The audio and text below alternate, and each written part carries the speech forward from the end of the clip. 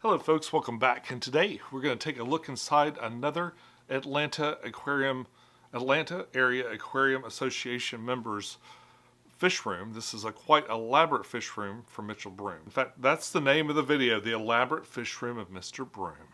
Oh, sounds like a movie. First learned of Mitchell when he came to speak at my club, the East Tennessee Aquatic Association.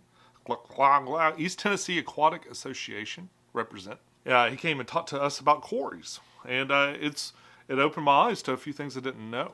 And I thought, boy, it'd be really neat to see your fish room. So I mentioned I'd love to come see it, and then by happenstance I came down there to speak to the club, and he's one of the members there. So let's take a minute and take a look inside Mr. Broome's fish room. Mitchell Broome. I am a very avid breeder of tropical fish. And you have one of the largest fish rooms in Atlanta, that we know of anyway. Maybe there's somebody else somewhere with a huge fish room that tells no one about it. Yeah, I believe so. And so how long did it take you to put this together? I think it's been about 12 years or so. Oh, really? Yeah. And did you do it all at once, or did you put it together a little bit? Oh, no, it's a very organic growth over time kind of thing. What kind of fish do you breed? Do you focus on one thing, or do you have other things you do? Nowadays, for about the past 5 or 6 years, it's been mostly rare cories. But over the course of the past years, I've been doing other things, and all along the way, I've been keeping some of those things I've been interested in. And you said these are your two show tanks. So these are your two really pretty ones, but the rest of them are maybe your focus is breeding and yes. and trying to get these big babies, I guess. Yes, yeah. That breeding fish is the thing I'm really passionate about. Learning about what it takes to get rare, often endangered fish to breed. And you've automated a fair amount of your room too, right? Yeah, all of the water changes, lights, as much as I feel comfortable with has been automated, so I can then focus on the other important things that I can really pay attention to and get the menial things out of the way. Right, so water changes are made extra simple for you because you've got, and you say you kind of integrated with the smart plugs and Alexa and stuff like that? Yeah, so I have things like automation, like Alexa hooks into my home automation that turns on and off lights, water valves, anything that I think that I'm comfortable with doing an automation. Okay. All right, well, let's take a look downstairs. Is it downstairs? Yes. All right, let's take a look at the room. Nope.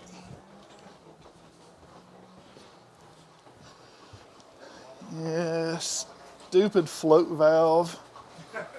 Check this out. So this is everything down here. It's a fish basement. Wow, it's elaborate. It's officially amazing. So honestly, that's actually going away. So That's an old version. Is that what you're making your water with? No, that was. I have a lot of sponge filters that I need to deal with. So it used to be that I actually used the drain water to actually clean sponge filters. And I would house the drain water in those tanks. And I was using a small, like an RV style washing machine to clean the sponge filters with the drain water. Oh, wow. But I've since upgraded to an actual washing machine over there where I'll throw in 40 or 50 sponge filters and let it clean them for me. So that is going to actually go away. And I'll have more space for aquariums. It looks like you've got a lot of air-driven stuff. All your pumps are air-driven? Yeah, everything is air-driven in here.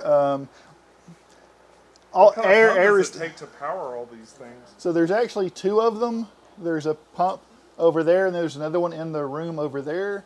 And there are air lines that run around the basement, and then they drop off to the aquariums. Perfect. Wow. So I guess let's go what rack do you want to show me first? Oh, good Lord. Let's take a look at it.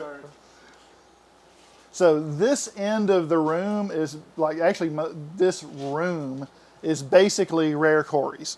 Oh, okay. Over in that room over there is mostly warmer things, so bettas and apistos and things like that. Oh, it does just keep going. Look. Over there is like the maintenance thing, so like work tables and stuff like that, as well as a lot of the small fry tanks are in that corner over there. Oh, wow. And then sprinkled around in a few places are things like fairly rare rainbow fish, as well as loads and loads of rare Corys. I love the rainbow fish. I've got a lot of this. Is this great for breeding? Yeah, for a lot of things. The hornwort, Yeah. it just like, It just it'll goes and explode, goes. yeah. As long as you don't like get it in the dark for too long, because if in the dark, if it's not lit well enough for too long, then those needles just fall off and make the worst mess you've ever seen. Oh, I bet. Like an old Christmas tree. Yep. Tanganicans. So I still have Cypachromis and some shell dwellers and things like that. Very cool. Nothing in that tank. I actually cleared that tank out. You're storing your Malaysian driftwood. Yeah, yes, exactly. Let's take a quick look down here at some of these Corys. Oh, wow, they're really pretty. Let's see if I can zoom in so I don't scare them too bad.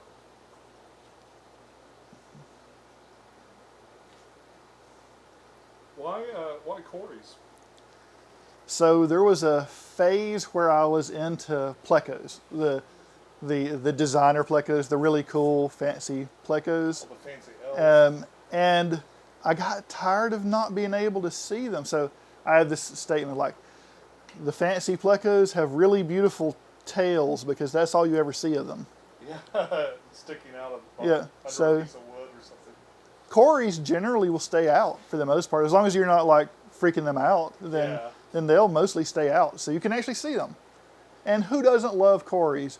And like baby Corys are some of the cutest fish you've ever seen. I think so too. Do you like the dwarf kind too? I have a few Of the different. pygmy ones. I have had some of them. Right now, I don't think I actually have any of the dwarf species, but I do have some that actually do stay pretty small, but they're not technically the dwarves. I think I'm just scaring everybody away. I'm trying to be really slow, but It'll happen. the only time I've read the pygmy Corys, but it was kind of by accident. I saw a baby one day, it just showed up out of nowhere.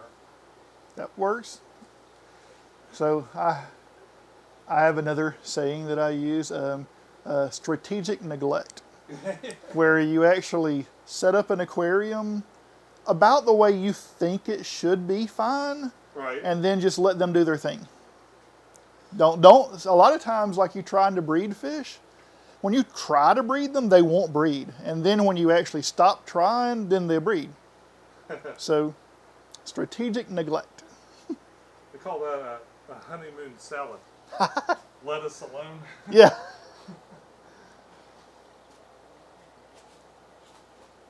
These guys are great. What's going on over here? So that is actually amazing. That looks like probably a goodyead, but that's actually a killifish. Really? So have you heard It's really of big. like the devil's hole pupfish? So it's like the rarest fish in the world. These are a relative of them. Oh, So my. these are Cypronodon alvarezi.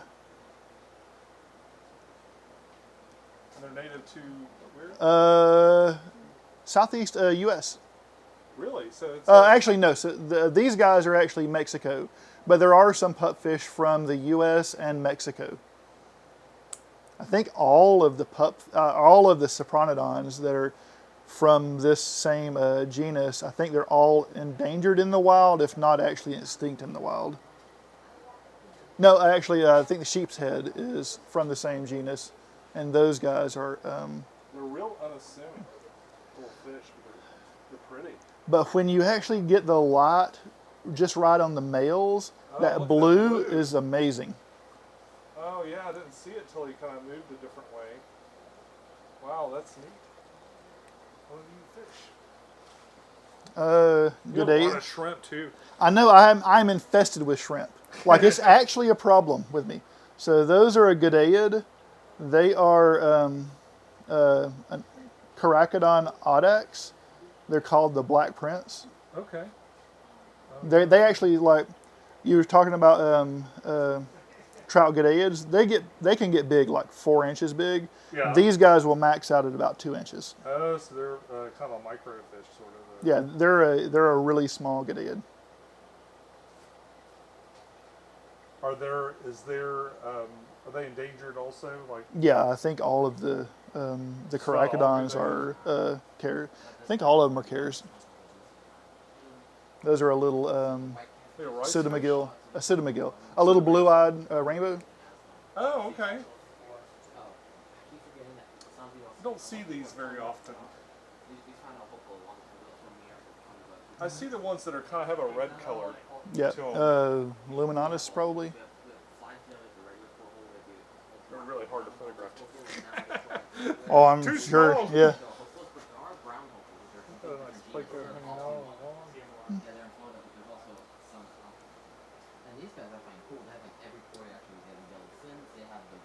Okay, so here come the questions. How much does it cost to feed this shrimp? We don't talk about that Okay, because this is my hobby, right. and I'm doing it as a stress relief, and I enjoy it. So as long as it is not burdensome on me, then I'm okay with it. Now I do believe that I actually basically break even with selling fish out of here.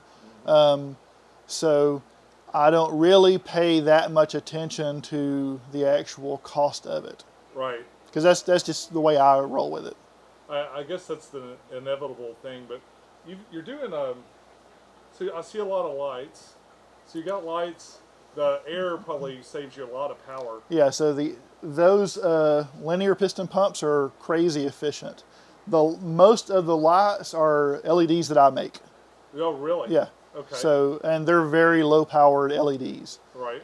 There's only a few actual lights that I have actually bought for like doing plants.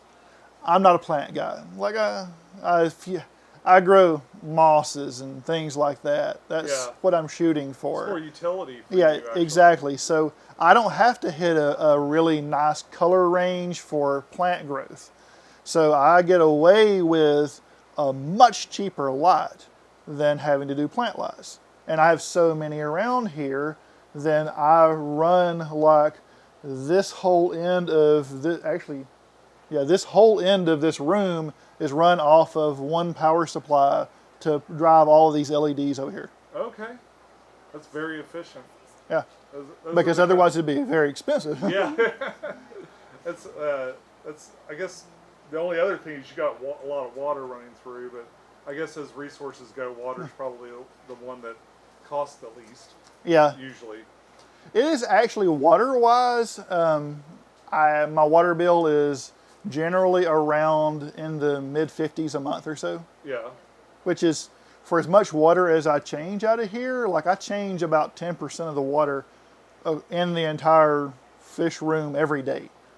So it's actually like my water bill for what I'm doing is actually really cheap. Have you seen a change in like the way, like your production since you went to a more regimented, automated system that's always more consistent? So I've been doing that for a long time. Oh, really? I was doing automated systems when I actually first started in one room over there, and Then it gradually expanded and changed and things like that. So since I've been in doing this fish room in this house, almost from the beginning, it was automated like that. Yeah, I see a lot of stuff about smart tanks. To me, it's not smart unless the water's changed on it. Yeah. Having it trickle in and like spill over, and then where do you put your wastewater? Does it just go into a Drains. garden or something? Yeah, yeah. Like when it's actually when it's warm enough to actually fool with it, doing gardens, I'll do it out there. But generally, it's down the drains. Cool. Well, for a while, it used to be that I was actually using the wastewater to clean sponges, but now I've actually switched over to an actual full-on washing machine to clean sponges because I have so many, and it's actually got a water feed of its own. How often do you clean the sponges? Honestly, maybe once every 3 months or so. Okay. So I roll through and we'll do like a whole rack of maintenance at a time and clean everything in it. Oh, wow. And then move on to the next one. So maybe about every 3 months or so. Okay. Good. So this tank is an experiment tank. So this has some little gobies in it from, I believe, Japan, or one of the small islands around there. These guys work, and there's also some tiny amano shrimp in here. These are some of the ones that actually have part of the stage where they need to be in brackish water. Okay. So this is actually designed, this tank is designed to have current flow down the tank, and then all of the overflow goes through those baffles to hopefully get the eggs to settle so I can catch them out to actually then put them into brine. Brackish? Yeah. Oh, wow. So that is, Oh, so this is sort of your catch. yeah. Have you seen anything yet? Not yet, but they're still fairly small. They look a little bit like that blue Siphodon, is that right? Yeah, so these are a Staphodon, but so you're thinking so I can't remember which one of the Staphodons you're I had thinking one that of. was sold to me as like a blue stripe Yeah, or something. so like these that. are I've got it written over there. I can't say some of these words to save my life. They're a yeah. Staphodon arafrusca or something to that effect. Yeah, or Alaphascus. Yeah. Is that a U? It's a Fuscus. fuscus. Yeah. Fuscus. Yeah. Sounds So these are a fairly dark body with a really intense red dorsal, but you'll also have some that will be like an orange body. There's the blue body ones. I keep trying to sneak up on them, but Yeah. they're too fast. Oh, that's a shrimp. I was zeroing in on the wrong thing. Cool setup, though. Yeah, I like the way you've done it. So you've got the water kind of moving down this way, then coming up. You may be able to get them better on that back rock over there. There's a couple of them hanging on that rock.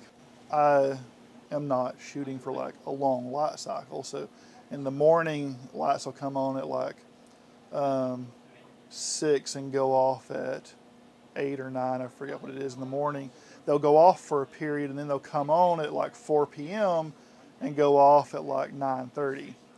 And that drastically does cut down on algae. But there are some tanks that I intentionally have light on for longer because I need to produce algae because things like hill stream loaches need them. So They eat it, don't they? yeah, so there are a few Bloody Mary hill streams in here, but they're super tiny and it's going to be impossible to find them.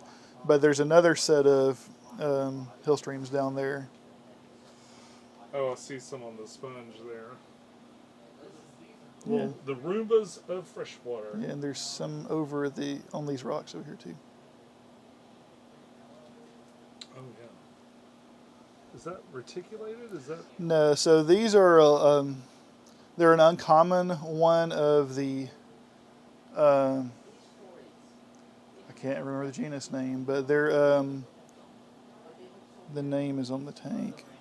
Aurelus, Analus. Okay.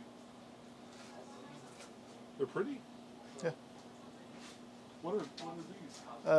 Hoplo catfish, albino hoplo catfish. I don't think I've ever seen these before. There's some big ones in a tank over there. I feel like I've seen. These get really big, don't they? 4 or 5 inches or so. Okay, so they're about halfway up. Yeah. There's a few different apistos over in that area.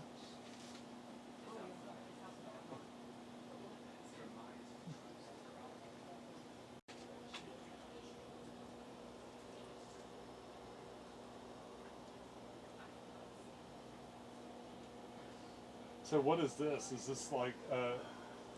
I can't produce enough moss for my needs, so that is Christmas garland. Christmas. I wondered if that was like Christmas decoration. Yep. Very handy. If the fish don't actually need it to be an actual live plant to like eat it or whatever, Yeah. then it's It really way just more makes efficient. sense. Yeah. It's just a hide really then. So So I guess the light schedule for you is sort of it's more to give the fish a more natural like day and night cycle. Do you think that's important?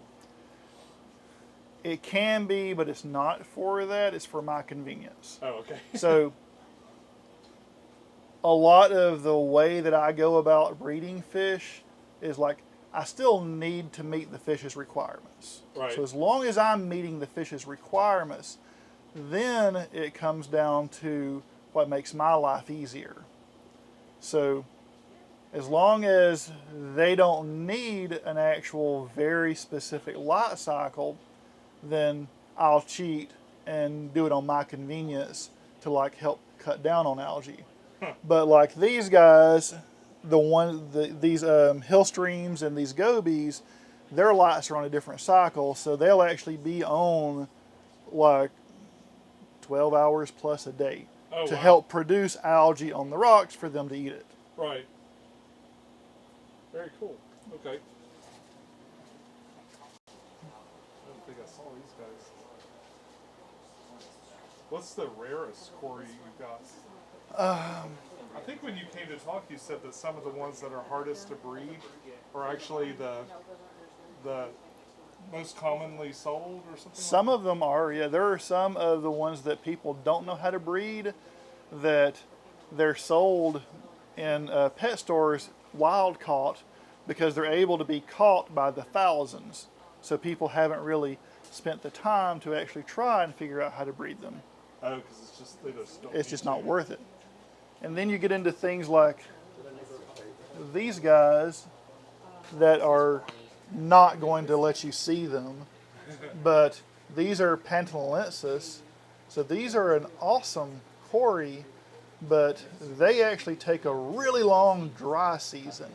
So basically, for like 4 or 5 months straight, you effectively don't really do water changes on them. You feed them very little food. You let their tank get super nasty. And then when you're at the end of that simulated dry season, you try and make it line up with like when a storm is coming through with like low pressure, and then you start doing bigger water changes to make it look like the rainy season has come. Oh yeah. And that'll trigger those guys.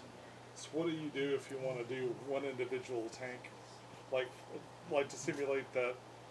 Do you just pour water in the top and let it overflow like a particular tank if you want to do something like that? Yeah, so what I do is all of the tanks all have valves on them, so that's their normal water supply. Okay. So when I'm doing a dry season, I'll turn it off. Oh. And then maybe every week or two, I'll add a little bit of water to it. Or if it's like these guys that need a really long one, I actually need it to like just evaporate for a long time. And then I start having to really pay attention, let it not get too far south and them actually die. Right. But a lot of the weird rare Corys that are really hard to breed are also expensive. Yeah. And it really is hard to actually put them into a really tough situation where they might die just to get them to breed. Right. So I don't do it very often. Right. Oh gosh. And I guess I wonder what it is. Like maybe the mineral content of the water just becomes more and more intense until it reaches a part where it triggers something in their brain to lay eggs. Yeah, there's a few different reasons for it, I'm sure. Oh, yeah. It's difficult to appreciate the scale of this. Yeah. So let's see if they'll come out. Okay, so these guys in this bottom tank are a little killifish. Oh, I see. So all the pale silver ones are the females, but you can see that male over there. He is really dark. Oh, wow. So It's almost like one of those pygmy sunfish kind of exactly. So there's this thing called convergent evolution, where there are fish that have decided to solve problems in the same way in completely different areas of the world. So these guys are from like the Middle East around Turkey. Pygmy sunfish are like from the southeast U.S. There's a killifish from South America that all of them look super similar, but like from completely different areas of the world. Some of them in completely different types of fish altogether. You can definitely like tell the difference in like the Aphanius mento, these little killifish. You can definitely tell the difference from like a pygmy sunfish. But at first look at them, they look super similar until you like really start to look at them intensely. right, to get into the details. Yeah. And stuff. The reason I have a trouble identifying pygmy sunfishes because every time I go to look at one, it disappears into a Yep. whole bunch of moss or something, and then you can't see them. Yep. These guys are probably going to hide on us.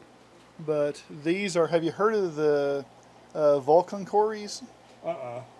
So these are a very expensive, Super shy. yeah, super shy in this case. Well, we're all moving around here, but like they have an awesome pattern. So you can kind of think of like in the Cory world, these are the Cory world's version of like a zebra pleco. Okay. They actually get like black stripes on the silver white body. Oh, wow. All right. It just keeps going. Cool. Sponge filter cleaner. Like straight up. Like, Whirlpool. yes. Extreme Workshop. So babies, lots of babies and eggs. So these floating fry cups are things that I make that when I collect the eggs, I'll put them in this and they'll actually like, let me show you if you want to see. There's going to be a whole bunch of babies in here. Oh, yeah. Little baby, they're so cute. Yeah, so those are getting about to the size where they need to actually come out into a tank. But I start them all in these small containers because it allows me to target feed them. So I can make sure that I get food right there at them rather than them having to find it in a much larger area. It makes sense. And it's running the water through. I actually bought one of these from you when you came to talk at our club. And you 3D print some of these components? Yep. Is that like Pet G? Yep. Everything that I do that is going to be in water is all done in Pet G. Okay. Because it's just more stable over time. There's other much older things in here that you'll see from experiments that are like broken pieces of stuff that are probably done in PLA. But like when something is in water, Pet G is just way more stable over time. Yeah, what I've read is that PLA and Pet G are safe, but the PLA breaks down a lot faster and it absorbs moisture after you put it in. So like Here are some eggs that are Oh yeah. in process. It's like, what are these worms in a way?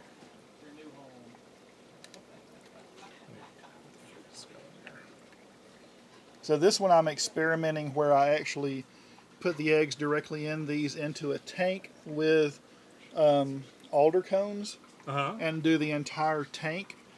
Most of the time I'll actually put them into a small cup with an alder cone and then change the water in there, but I'm actually hoping that this makes my life easier where I just have a constant tannic water to actually cut down on fungus growing on the eggs when they are first in the egg form. Now, I've heard alder cones, yeah, they're antifungal. Is Yep. that, yeah. Is that the primary use for Yep. them, or are there other useful things in the tannins, you think?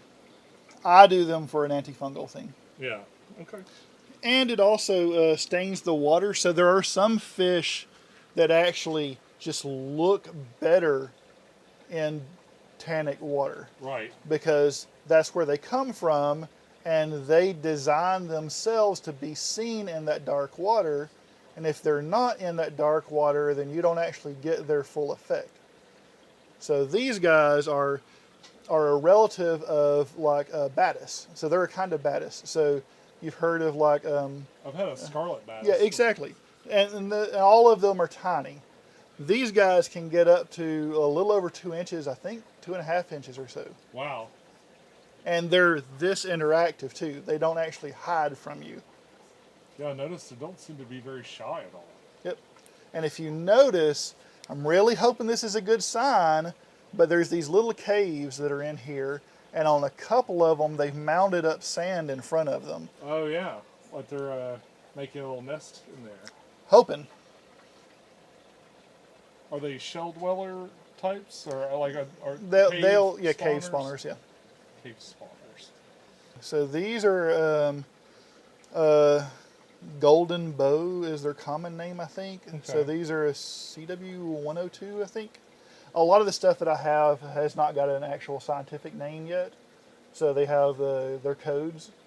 So, Is it a long process for them to get their names? I think it's well, a- it takes a group of scientists actually studying them well enough that they actually get all of the characteristics about them to identify them documented well enough that they can actually, under peer review, say that, yeah, if it looks like this, it is this fish, yeah.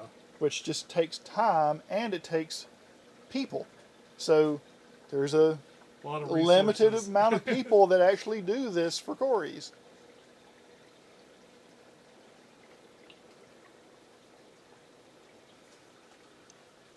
Ooh.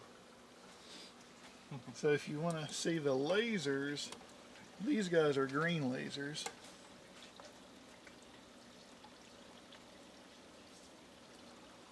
Oh wow, Yeah, that happens. they're zippy.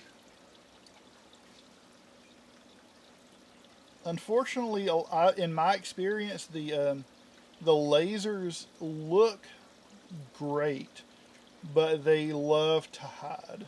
Yeah, so Which they're is a mostly shame. going to be ones you don't see. Yeah, it's just a shame because they look so good. Yeah. They're beautiful color to them. Oh yeah, I can get them like round in the bend or something. I've done all the weirdest things that you can imagine to try to wrangle fish over the years for Oh. photography.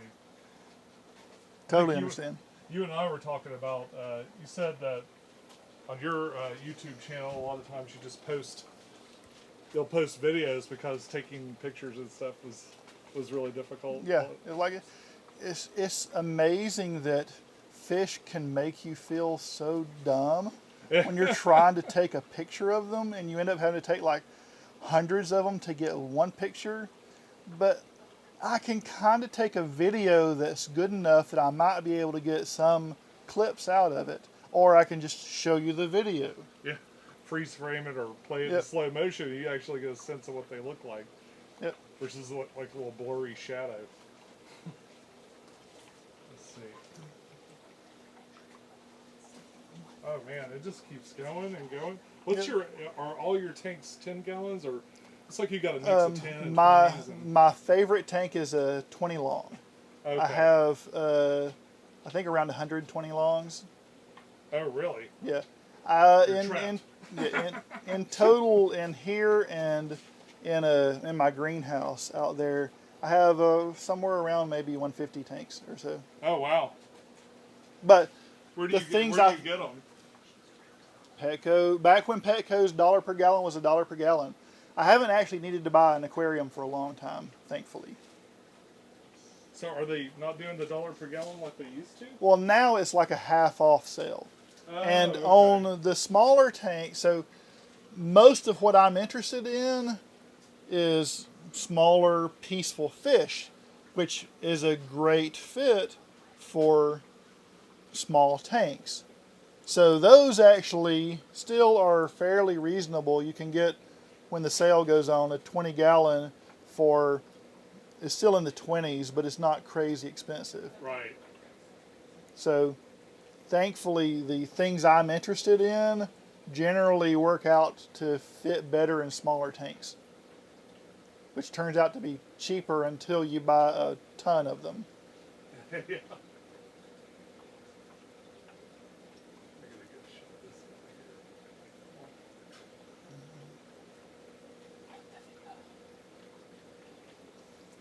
I need to pull them out and look, but I think they're all female. Yeah, you've said that before, and I knew that 2 of them were definitely female, but one of them I wasn't sure about. And that might be the one that had the fishing wire around it. I didn't know it had fishing wire until I took it out to give it to you. Yeah. But they grow nicely, and you can still see the little green spot on that one up right here on the head. Yeah, yeah, they're doing great. I didn't know why that one had it, but still has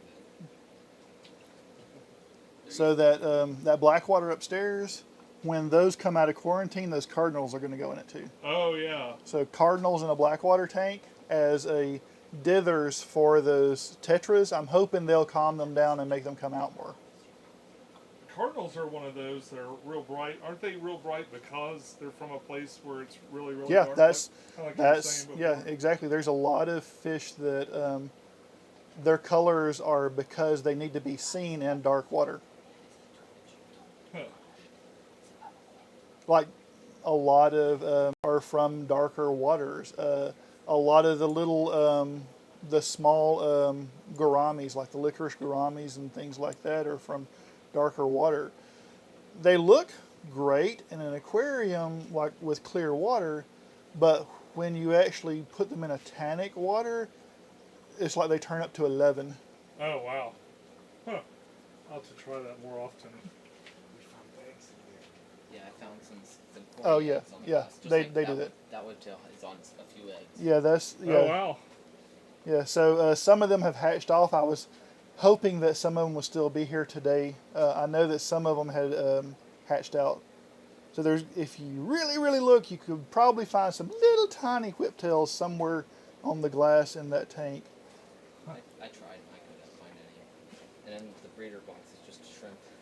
Yeah, I know. I've tried them before. There's nothing in that breeder thing, but I've tried to keep them alive before in that. But like those whiptails are just really hard to actually keep alive for a long time.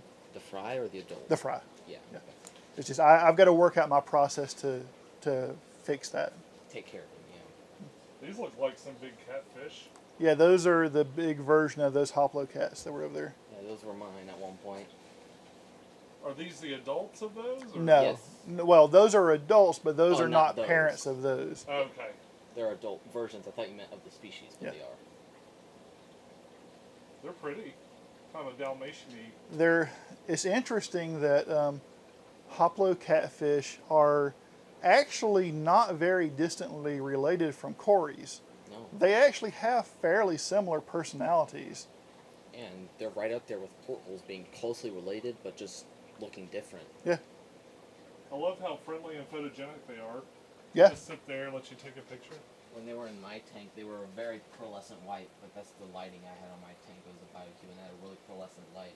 But here they turn on a more yellowish color just because of the, no offense, but the more dull lighting. Oh yeah. But they're still aesthetically pleasing. What's going on with this thing? Blackworms. Oh. How do you breed blackworms? Like Yeah. So it's a low tank with a lot of rocks in it for them to be in, and then I am circulating water up in it, and it drains out the back. Okay. So they just kind of breed in these rocks and stuff? Yeah. Do they need a particular type of water, or what is it they're eating? Is it detritus? Or? Every so often I will put some food in there, some honestly like leftover sample foods and things like that, because they eat the junk basically. Yeah. So. Yeah. Well, this is pretty amazing. A lot of fish. So those the killifish that we're looking at over there. There's a tank of females in that upper, and there's a few males in there, and then there's a tank down there of males. But like, they'll be up at you here, so you can actually see them probably. What are you feeding these fish? Early on, baby brine shrimp and like frozen daphnia and cyclops, and then it starts to move into flake foods. Like a lot of them are great with flake foods.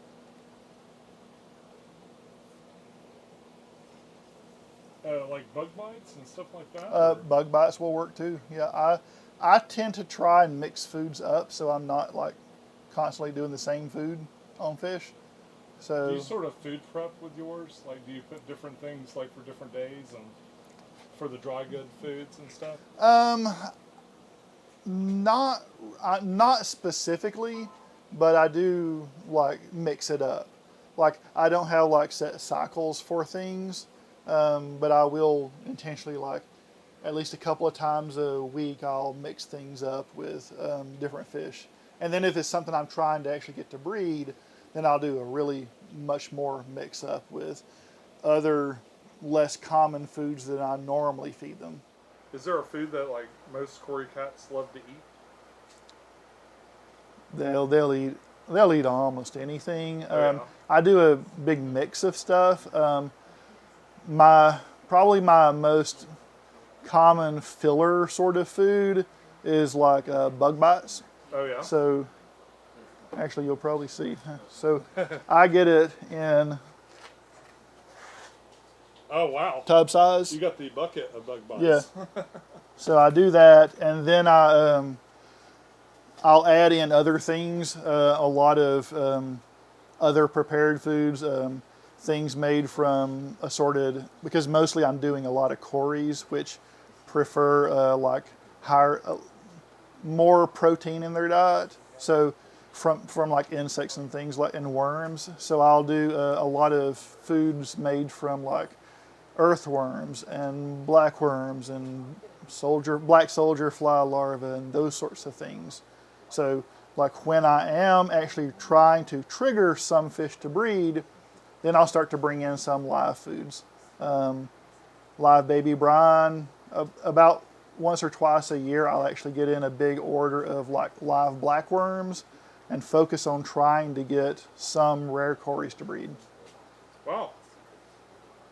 Well, thank you very much for letting me take a look around here. We're going to take a look around and see what sights there are to see, but I sure appreciate your time today.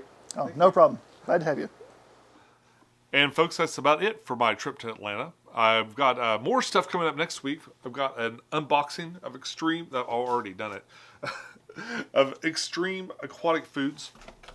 And along with that unboxing, we're going to show some feeding of fish, including Mr. Tubes. So you get a look at Mr. Tubes, because I got his favorite food, a whole bunch of his favorite food. But that's all I got for you this week. Until next time, follow your bliss, keep a clean tank, and I'll see you soon. Bye-bye.